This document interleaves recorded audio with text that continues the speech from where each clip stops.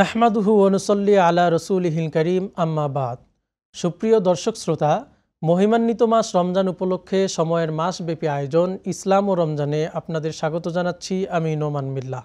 আজ আলোচনা করব ঐতিহাসিক বদর যুদ্ধ নিয়ে। দ্বিতীয় হিজরির ১৭ই রমজানে সংগঠিত হয়েছিল ইসলামের প্রথম এবং অন্যতম গুরুত্বপূর্ণ যুদ্ধ, ঐতিহাসিক বদর যুদ্ধ। মাত্র ৩১৩ জন সাহাবীকে সঙ্গে নিয়ে মহানবী হজরত মুহাম্মদ সাল্লাল্লাহু আলাইহি ওয়াসাল্লাম মক্কার শক্তিশালী কুরাইশ বাহিনীর সঙ্গে মোকাবেলা করেছিলেন। এই যুদ্ধ ইসলামের ইতিহাসে এক গুরুত্বপূর্ণ মোড় হিসেবে বিবেচিত হয়। চলুন ফিরে যাই সেই ঐতিহাসিক মুহূর্তে। সপ্তম শতাব্দীর প্রথম দিকে ইসলামের উদ্ভব হয়। হেরা গুহায় মহানবী হজরত মুহাম্মদ সাল্লাল্লাহু আলাইহি ওয়াসাল্লামের কাছে আল্লাহর পক্ষ থেকে প্রথম ওহী নাজিল হয়। কিন্তু মক্কার নেতারা এই নতুন ধর্মের বিরুদ্ধে অবস্থান নেয়, শুরু হয় নির্যাতন। অবশেষে ৬২২ খ্রিস্টাব্দে মহানবী হজরত মুহাম্মদ সাল্লাল্লাহু আলাইহি ওয়াসাল্লাম ও তার সাহাবীরা মদিনায় হিজরত করেন, কিন্তু এখানেও তারা নিরাপদ ছিলেন না। কুরাইশরা তাদের দমন করতে নানা পরিকল্পনা করছিল।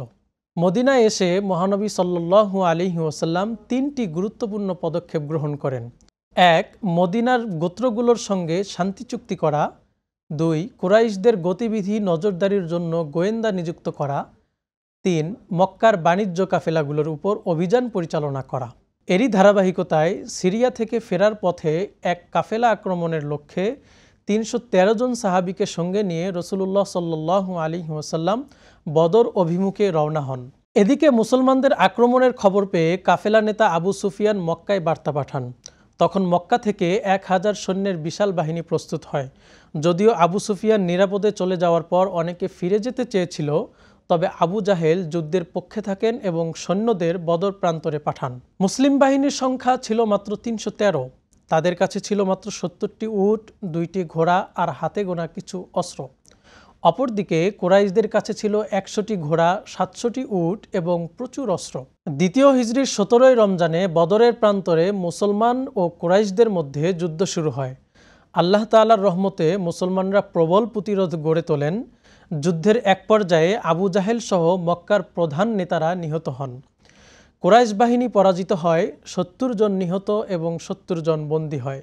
কোরআনে বদর যুদ্ধের প্রসঙ্গে আল্লাহ তাআলা বলেন, নিশ্চয়ই আল্লাহ বদর যুদ্ধে তোমাদের সাহায্য করেছিলেন, অথচ তোমরা ছিলে দুর্বল। সুতরাং আল্লাহকে ভয় করো, যাতে তোমরা কৃতজ্ঞ হতে পারো। এই যুদ্ধের মাধ্যমেই ইসলামের শক্তি প্রকাশ পায়। দলে দলে মানুষ ইসলাম গ্রহণ করতে শুরু করে। বদর যুদ্ধ শুধু একটি বিজয় ছিল না, এটি ছিল ইসলামের অগ্রযাত্রার প্রথম ধাপ। পরবর্তীতে কুরাইশরা প্রতিশোধ নিতে উহুদ ও খন্দকের যুদ্ধ শুরু করলেও শেষ পর্যন্ত মক্কা বিজয়ের মধ্য দিয়ে ইসলাম তার বিজয় পতাকা উড়ায়। বদর যুদ্ধ আমাদের শিখিয়ে দেয়, ঈমান, সাহস ও আল্লাহর উপর ভরসা থাকলে যে কোনো প্রতিকূলতাকে জয় করা সম্ভব। আল্লাহ যেন আমাদের সেই ঈমানি শক্তি দান করেন। আমিন।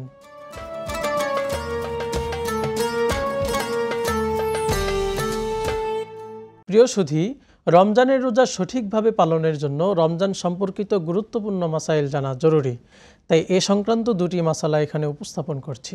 একজন জানতে চেয়েছেন, জাকাত সৌর বছর হিসেবে নাকি চান্দ্র বছর হিসেবে আদায় করবে?